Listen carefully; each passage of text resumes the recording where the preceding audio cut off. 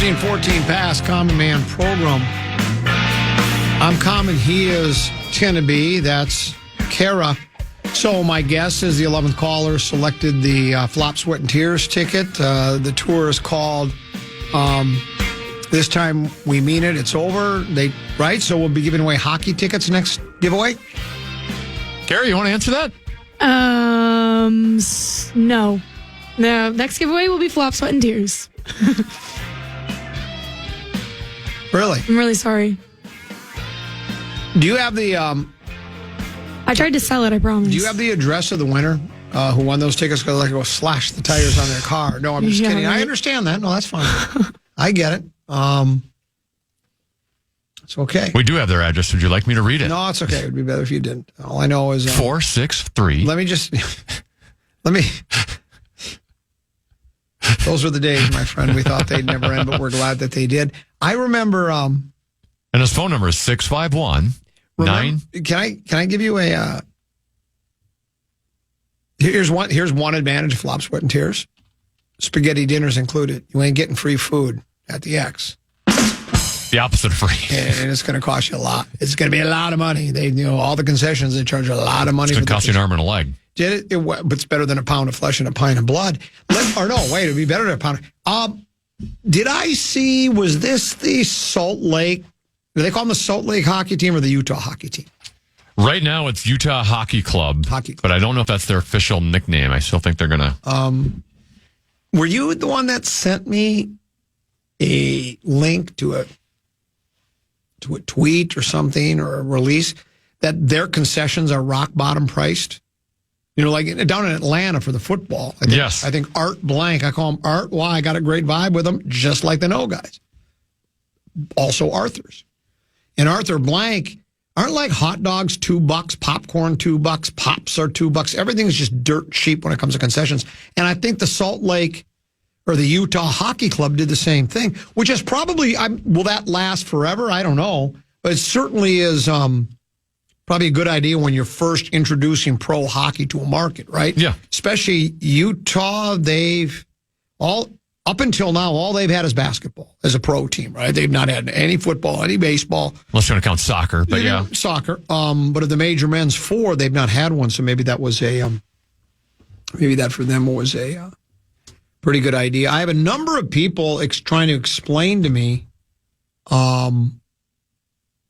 call him Double D, the DiVincenzo guy. He's Double do they? D, I guess. Double D? And everybody's trying to explain to me what it was about. It was... There was controversy on what Dante said. He cleared it up by joking, yelling to Tibbs, "I can't finish, Tibbs, huh?" Like finishing at the rim for his and one. So that's what it is. And then someone says, watch the whole game. Double D was talking bleep the whole time. He's lucky he didn't get smacked around. I'm sorry, I can't watch. I have a hard time watching a regular season NBA game, much less a preseason. I'm sorry. So I appreciate you telling me to watch the whole game. I have zero interest. I can't do it. It's just there's too many other things to do in life. Like, well, for instance, tend to be, especially this time of year as I'm getting ready for winter, and I'm not wearing, shorter socks for golf.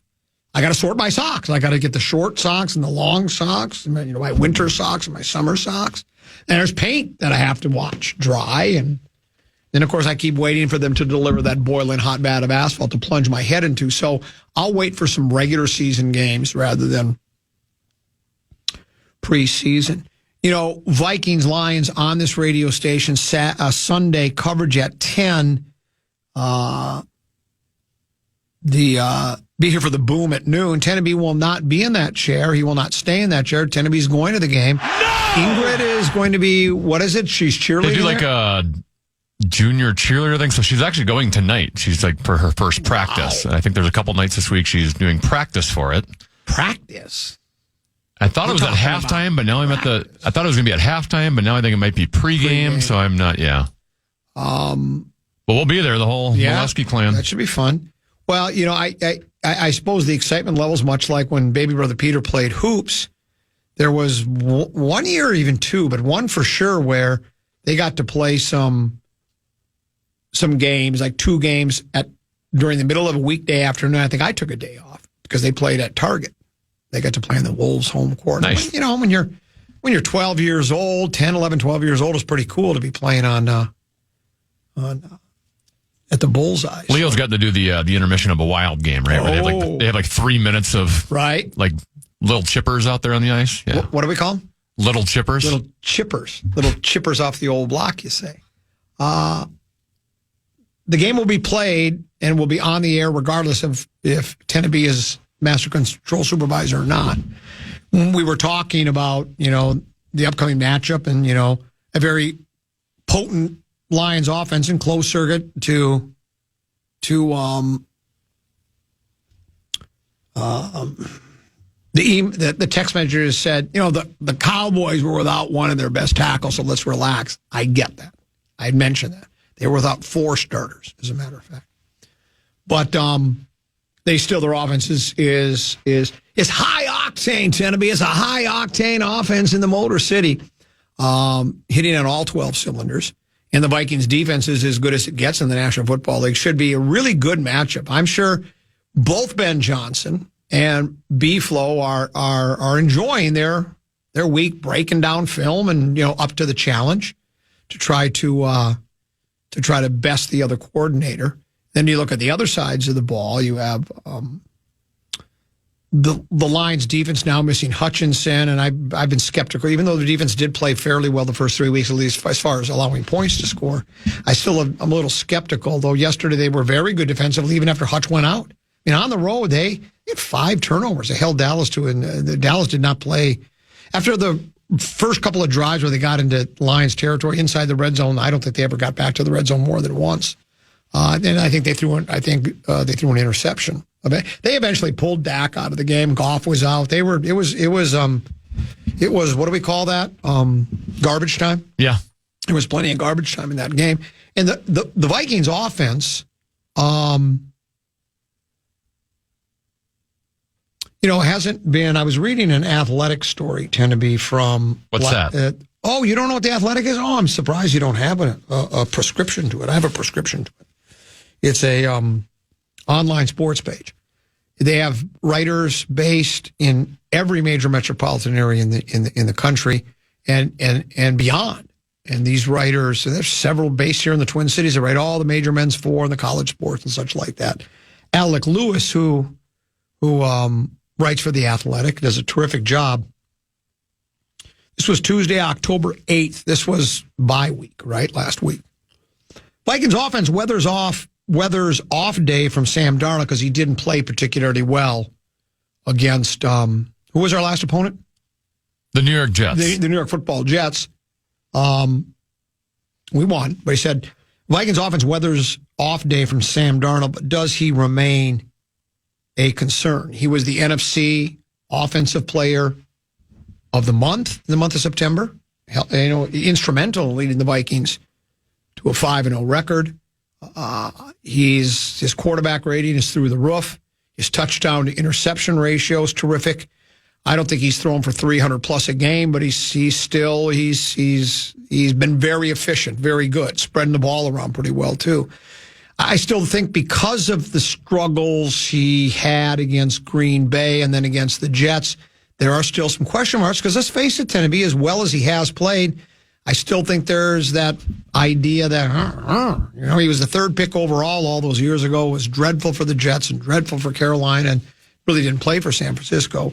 Do you have any concerns, or do you think Sam Darnold has arrived and he's one of the top quarterbacks in pro football and we're going to see this from here on out, or do you still reserve a little judgment, or what are your thoughts on Sam Darnold, Vikings? Can I take the Mark Rosen approach and flip-flop and kind of take both sides of this? Yes, I'd love to. Well, yeah, because you might want to take those. I would say I'm confident he's not going to be the disaster he was in New York and the disaster he was in Carolina. Right. Do I have concerns about him not being able to sustain and maintain his MVP? Right now, like, he would get votes for most valuable player. He would. I think, by the end of the year, do I have concerns that he won't get votes for MVP? I do. So I know there's a big gap here now, right? Yeah. Between votes for MVP and the Sam Darnold of the New York Jets and Carolina Panthers. I don't know if he can keep up the play he's had up to this point, but I think KOC is a good offensive coach and knows how to manufacture plays in which players get open and make easier throws for your quarterback. And put players in a position to succeed. He can scheme open receivers, which makes it easier for a quarterback of any caliber to be able to execute the system. So I think the coaching's too good, and Darnold's talented enough where I don't expect a huge drop off, but I don't know if he's going to keep up this performance. Do you think KOC is a quarterback whisperer? Do you believe that? Because a lot of people call him a quarterback whisperer. To a certain extent, the quarterback still has to have talent of some sort, right? Like KOC is not going to take me and put me in an NFL game, and all of a sudden, I'm 20 of 23 for 4 tutties. I think you're underselling yourself. You're the guy who hit a home run when you weren't trying. Well, there's that. Softball. So, I have been throwing some good throws out to my boys out in the street outside when we play football. So I think you've summed it up exactly how I would. That I don't think he's going to be, he's going to all of a sudden be like, how is this guy even in the league anymore? To, if he stays in the league long enough, he's going to challenge Brady for that 7 big game victories. But it'll be interesting to see because, pressure will ratchet up, particularly this week. It's a big one this week. 5-0 against 4-1. We'll hear it on the radio station. Let's go ahead and do the other giveaway. May as well. It's just a secondary kind of a thing. It's Flop, Sweat, and Tears tour tickets. This tour is called... A lot of people like this. A lot of people comedy. like it. A lot of people like this comedy. The crowds are huge. My comedic stylings have been compared to a combination of Dennis Miller, Jerry Stiller, and Phyllis Diller.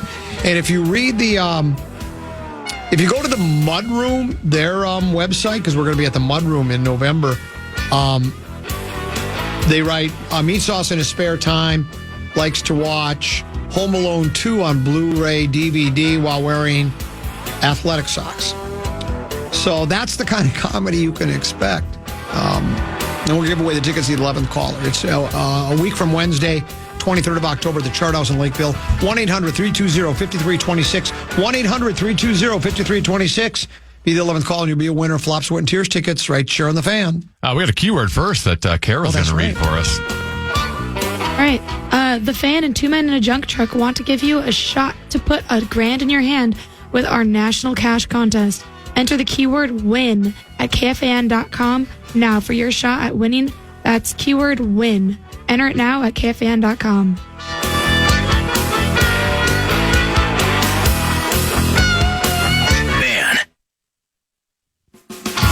Metallica.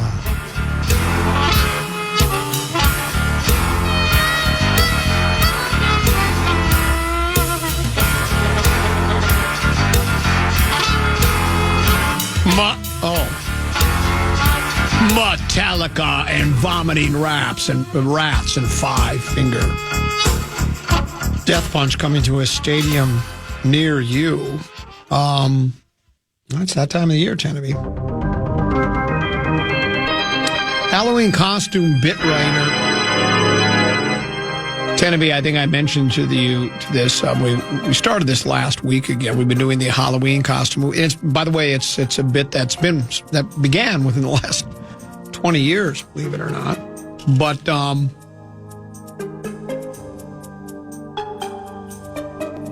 we've been. The Halloween bit writer, the costume bit writer guy had some really, grand plans. I mean, he has hundreds of costume ideas. They got to be a little bit like War and Peace, as the one Halloween comment had. They were a little long, lengthy, and if you have to think too hard about them, I don't think that's we're not. This isn't like medical school, right? We're trying to dumb it down as best we can. We have a lot of 7 out of 10 in the audience, including myself. Yes. I'm not separating myself from that. Me too. Not only do I have 4 years of college eligibility remaining, but I have 2 of high school as well. So then I don't think he really took offense. But he said, okay, if you don't want really,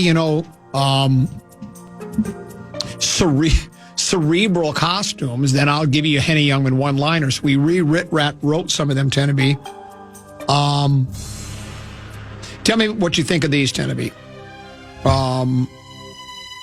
Dress in your pajamas and tuck yourself in to bed to sleep and extra late. To dress as an NFL fan, realizing next week's London game is Patriots versus Jaguars. Huh? Dress as two crickets chirping in a dark room to go as KFAN's coverage of number 1 SDSU versus number 2 NDSU. Huh?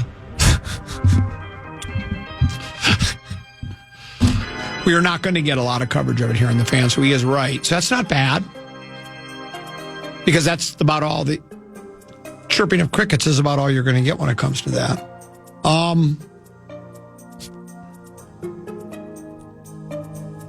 I know another thing you dress crickets as. What's that?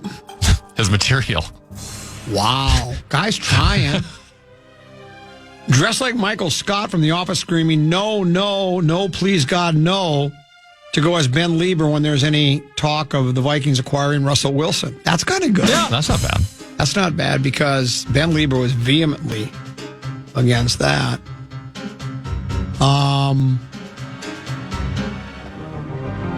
Dress up as a pack of sardines to go as a Target Center crowd for the Minnesota Lynx this Wednesday and Friday night.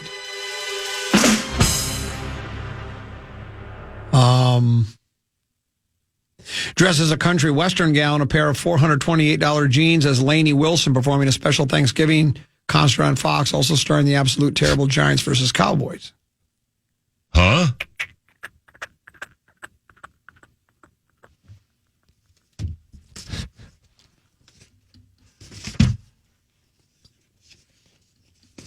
Then there's this one. Play the music again. Well, I'm about to end it. Oh, okay. Dress up as an email with an attached 452-page Word document and an Excel file with 14 overcomplicated lines of equations and pivot tables to help assist you in getting to the punchlines and go as Halloween costume bit guy. Now that's good. I'll repeat that. Dress up as an email with an attached 452-page Word document and an Excel file with 14 overly complicated lines of equations and pivot tables to help assist you in getting to the punchlines and go as Halloween costume bit guy. I think that would probably sum it up quite well. Back to Vikings lines, Timmy. When we've talked about it at the beginning of the show, you had excitedly mentioned we might see I can't remember Hutchinson's first name. Aiden Hutchinson, who is no, not Aiden Hutchinson, our Hawkinson. What's that? TJ Hawkinson. TJ Hawkinson. He's been out since an injury, which, by the way, was suffered last year when he was hit by, I think, was it Joseph Kerry or Kerry Joseph, or was it Kirby, or was it John Kerry, former presidential candidate? Joseph, and a lot of Viking fans thought it was a cheap shot because I think in back-to-back weeks he hit players in the knees and knocked them out. I don't know if it was an intended cheap shot. You got to kind of hit guys low now because you're not allowed to hit them up near the head. And I don't know, it could very well have been. I don't know if any Viking, I don't think Hawkinson said anything like about it himself, and maybe he was just keeping to himself. I don't know. But anyway, Hawkinson might be ready to play this week. We're not sure yet. How about Aaron Jones? Have we heard anything there? You're sort of my wojo. Have we heard? Because Aaron Jones obviously had the hip injury, suffered against the Jets, sat out. I don't remember exactly when the injury happened. I thought it was first half, maybe it was second, but he did not return. And then at the time, the day, there was 2 days after the game because when they flew back from London on Monday, and then Tuesday the coach had his regularly scheduled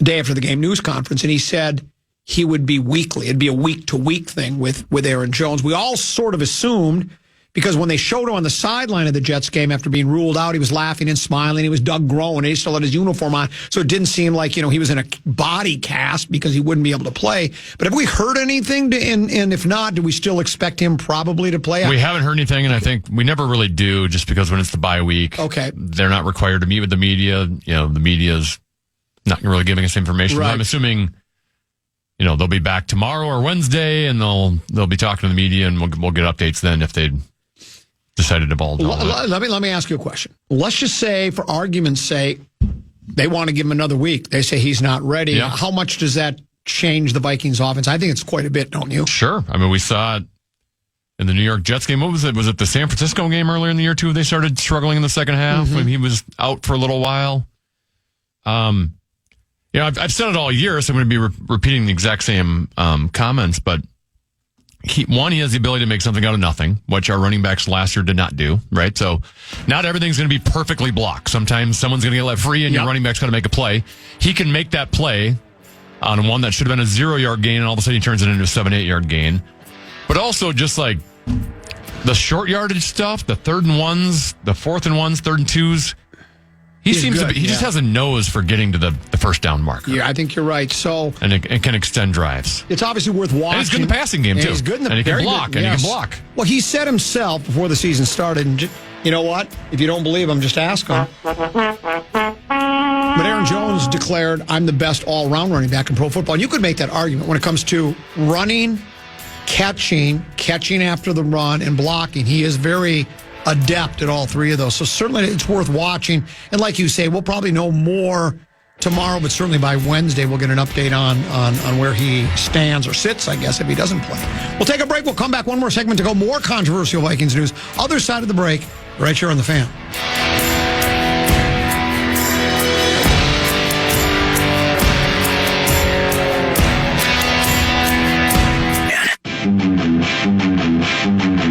Metallica. Out of vibes. No more vibes. No. Could we make one up? Flop, Sweat, and Tears tour is coming. Just about to do that. Flop, Sweat, and Tears meets Flop, Sweat, and Comment. We had Chart House. We'll be giving away more tickets tomorrow. So, again, Would you mind hiring me to show up to Flop, Sweat, and Tears? Not to tell any jokes, but just as we're waiting for the countdown, I can just be like, Flop, Sweat, and Tears, 15 minutes away. How much do you want? I mean, what does that kind of role entail? It doesn't seem that challenging. Spaghetti dinner. Make a pay for gas. They're having a spaghetti dinner. Pay for gas and get me a dinner. Maybe I'll do that. If you're really willing to, come on over. Common, not much talk from you today on what the loss of Hutch will do for the Kitties defense. I've only brought it up twice. Yeah, 2 or 3 times. And what people have to realize is I know, you duck in and you duck out, but I know I repeat myself a lot, but I generally try to at least not repeat myself in the same show. But we've already talked about. I mean, Tenneby, you look at the numbers of Hutchinson, and let me dial them up here because I just had them momentarily. And to show you the kind of impact he's had in the National Football League to this point, hold on, Hutchinson injury. He was leading the league in sacks, wasn't he? Yeah, well, there's like 9 stories here. Here it is. Hutchinson entered week 6, leading the NFL in sacks with 6.5, quarterback hits with 14, and pressures with 40. That's leading in all the categories of pressuring the quarterback. He's really good at what he does. And losing him, I don't want to say it's insurmountable, but their defense just won't be the same. It won't. He's that good. It's like if you were to pull we saw what happened when Micah Parsons doesn't play for Dallas. It's devastating to a club. I don't know if the Vikings have any one single player like that because it does seem to be such a team effort. But when you take dominant defensive players or offensive players off the field, it changes how you do things. That's why that's the difference with us. We're so well coached. We're so cohesive. We're so connected. The next guy can just step right up. We saw Kamu Grugier-Hill do it when Ivan Pace was out for 2 games. That's why in Detroit they were already panicking and fans were going, we got to trade for Max Crosby. Got to get Max Crosby. And I brought that up to you because I did think and I think. Well, here's the other part of this. We were kind of thinking about short term Max Crosby. Yeah. Well, then when Aiden Hutchinson does return, like in future years, you get Crosby and Hutchinson rushing the quarterback. You think that you got yourself a squad now? Yeah, you got a real squad there, but yeah, and I tended to agree with you. Again, I don't know their exact salary cap situation and what you'd have to give up for him because he makes a lot of money. But if Crosby, I don't know if he's as good as Hutchinson, but he's close. If not, he does a lot of he does a lot of the same things Hutchinson does. So. And if you feel like you and I both kind of think NFC, there's not a real dominant team except maybe if you want to call the Vikings dominant. There's not, other than the Vikings, there's not a dominant team in the division. Commanders are pretty good, but who knows where that's headed. Tampa Bay's pretty good. I mean, they are. I mean, I kind of like that club. And you know what I like best about Tampa Bay is there's no stress in the locker room anymore. They had all that stress when Brady was there, but now the stress is gone because Mayfield's that loosey-goosey kind of a guy. But if you kind of think your window's open right now, coming off your 13-4 season last year and getting into the NFC Championship game, and you had it in the bag. It should have been your game. You should not have lost. Well, your window's open, and if you lose a guy, if you think he's that important, which I do, I'd entertain thoughts about trading draft picks to get Max Crosby. Well, frankly, Detroit has had so many draft picks in recent year and have hit on all of them. I mean, they've had a lot of success, so they have good young talent. So you can afford to give up a draft pick or two. You can. Did you see the? I forgot to mention this in a text messenger reminded me. I don't know if you watched any of Oregon against the Ohio State University. No. I watched the whole thing because my youngest boy, baby brother Peter, who I created from my loins, goes to the Ohio State University. So I watched the game, number 2 against number 3. The Oregon coach had been 0-2 in games in which, like 2-3, 3-4, whatever, and he was 0-2 in those games. Not anymore. But what was really sad in that game, and I thought it was going to cost Oregon more than it did, and I can't remember the receiver's name. One of the receivers spit in the face of a defensive back for Ohio State. They kind of got into a little brush up or on the sidelines. And back when we were kids, we called it, he hacked the loogie on him. And it's like, really? And he got immediately tossed from the game, of course. But you see that, it's like, really? That's really your response? I mean, again, maybe there's people out there who don't think that's that big of a deal, and it's in the heat of the moment, but if I'm the coach of Oregon... Well, it's disgusting. It's disrespectful. Yeah, if I'm the coach of Oregon, I bench the kid for another game for sure. I just say, sorry, I know you were just kicked out of the game and we really need you, but you can't do that. That's just disgusting. But anyway, neither here nor there. Monday Night Football, by the way, isn't there a playoff baseball game going on right now? Oh, yeah, isn't Dodgers-Mets playing right now? No, they're at 3 o'clock. They're 3, okay. And then tonight it's Guardians against the Yankees. That's a night You're game. really into playoff baseball. Yeah, well, I never have been, but I like it because... Seems like it's been a good year for it. It's been a very good year for it, and I like pitching, and, I don't exactly, that's why I brought up that, the contrasting those records I mentioned yesterday. The Dodgers yesterday tied a Major League record for most consecutive shutout innings in postseason play. 33 innings the opposition has not scored. 33 consecutive innings. Going back to the Padres series, and now first game of the NLCS last night against the Mets, they won 9-0.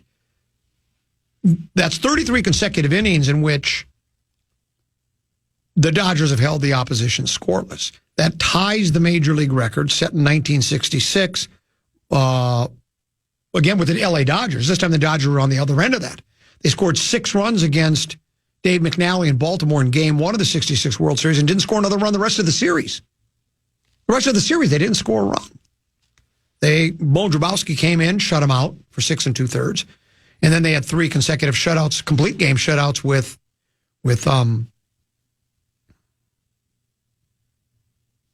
McNally pitched Game 5.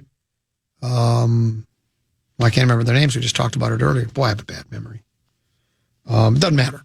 They did it, but there was just 5 pitchers Baltimore used in the entire series. In this 33 shutout innings for the Dodgers, they've used 20 pitchers. It's just different now. I love pitching, but now it's basically have your pitchers throw as hard as they can for the most part. I mean, there's still some guys that can pitch a little bit. The Skubal guy he went deep into the game. He went like 6, 7 innings. Even after he gave up the grand slam, they kept Skubal. And I'm talking about the Saturday game, the 5th and deciding game in which they lost the Guardians. But Guardians Yankees tonight. Monday Night Football. Breaking news. Not a Woj bomb because he's donezo. What do you got? I got two different things of breaking news. All right. One, it's KFAN breaking news. Oh, I'm done? No. Oh. Gopher Football Weekly will air tomorrow, but it will not be PJ Fleck. It'll be players. Oh, okay. But we will air tomorrow noon to 1.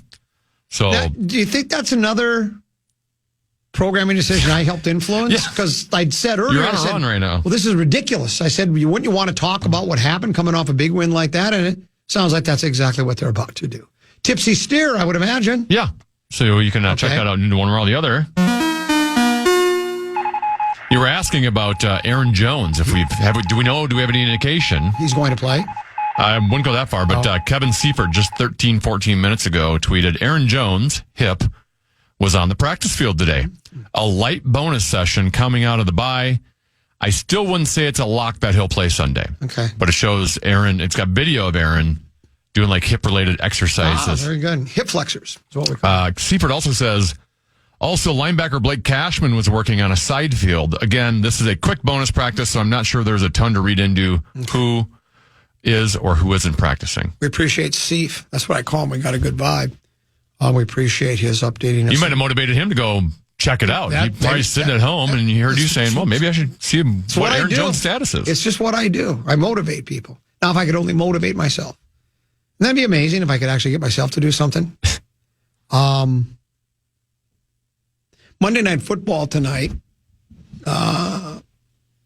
New York Football Jets host. I think they host the Buffalo Bills. It is at the Meadowlands. Is that correct? Both the Bills. Yes, it's in Jersey. Both the Bills and the Jets. They're both coming off losses, right? Didn't Buffalo lose? They've lost 2 in a row, haven't they? They're 3-2. Yeah, they and I don't think Allen played very well, and we know Rodgers was simply awful. Yeah, they've lost 2 in a row. Yeah, and Rodgers was simply awful. One was to Baltimore. Right. I forget the other one. And Rodgers was he was awful. I thought so too. Of course, Rodgers then, after an awful performance, the head coach gets fired. What the head coach had to do with the reason they lost that game was because of Aaron Rodgers. Maybe Robert Saleh had something to do with it because he's the head coach, and you're not going to fire Rodgers. Rodgers just bitter when people were suggesting he got Robert Saleh fired. He said, couldn't be further from the truth. People think I can't believe people think I have this much power. He's got plenty of power, to be. Half the roster is former Packer receivers. I mean, come on. I mean, you're going to tell me the personnel people and the head coach, we really like those Packer wide receivers. It's just a coincidence that we happen to think they'd work well with you. I mean, just give us a break. You're making most of this. I mean, they pushed all their chips into your side of the table. They figured we've got everything else. We got a really good defense. We have what we consider pretty good offense with some good skill position players or guys that have the potential to be good. We just need a quarterback. We need a Hall of Fame quarterback, and they decided to go with you. And so far, it hasn't turned out very well. Be interesting to see under a new head coach how much it changed. New head coach, and is Hackett still? Is that his name? Is he still the offensive coordinator? Yes. But he didn't get the head job. Nathaniel Hackett. Yeah, he didn't get the head job. No. Which a lot of people thought if Rodgers had something to do with the dismissal of Robert Saleh, then he would have demanded Hackett be the guy. But this is almost to me like, well, we don't want to go that. People will know then. So why don't you just give another guy the interim job? But Nat will still call my offense because he likes Nathaniel Hackett. It's. I don't think it's a must win for either, but I think that what are the Jets right now? Are they 2-3? Technically, they would have the lead in the AFC East if they win tonight, because then Buffalo and the Jets would both be 3-3, and obviously they would have the tiebreaker with the win. I just feel like it's more important to the Jets. I don't know why. I just do. I don't know. You know, Buffalo. It might be more important, but the other team just might be better. Yeah, right. That's true. That's true. But I'm not predicting that the Jets are going to win. I'm just saying I think it's a bigger game coming up. Yeah. I just think with a new head coach. You just fired one. Rodgers catching some heat. Rodgers playing because Allen playing a couple of bad games in a row, or at least his last game. It's if you're a Buffalo fan or you play for the club, you don't like it. But I don't think all of a sudden it's like, whoa, Josh Allen's lost it. Time to look for a new quarterback. Whereas with Rodgers at 40 years old, maybe he doesn't. I mean, Well, and with if you want to make the Rodgers-Allen comparison, with Rodgers, we all thought he had everything around him to work with, right? You talk about how good the defense is, and the cornerbacks are unbelievable. Breece Hall, I don't know what's happened to him this year. He was supposed to be one of the best running backs in football and has turned into one of the worst ones. Garrett Wilson was thought to be a breakout wide receiver, right? Like, he has pieces to work with. Buffalo, like, going into the season, I thought, well, Josh Allen's going to have to do everything on his own, and he basically has. Like, at least Josh, I think, has some excuses. The running game's gotten a little bit better with Dalvin's brother, but come on, go ahead and tell me, name one Buffalo Bills wide receiver.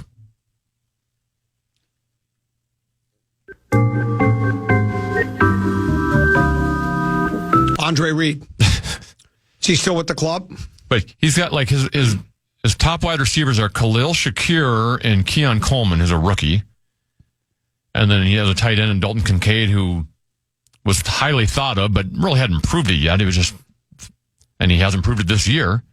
So he's got nothing to work with on the offensive side of the ball. So at least he has excuses. Rodgers really shouldn't have excuses. And I'm being told by a couple 13, 14 different text messengers, Hackett's not calling the plays, though, anymore. Oh, he's not calling the plays? He's been demoted. Is Rodgers calling him now? I don't know. Maybe Aaron's calling his own plays. I don't know. But I've had several people text me that, so I'm going to take that as a, and I guess I missed that. Or maybe I glanced at it, but I'm not interested in things that don't concern me. I'm just not that interested in New York Jets football, other than I'd like to see the abject failure of the Jets.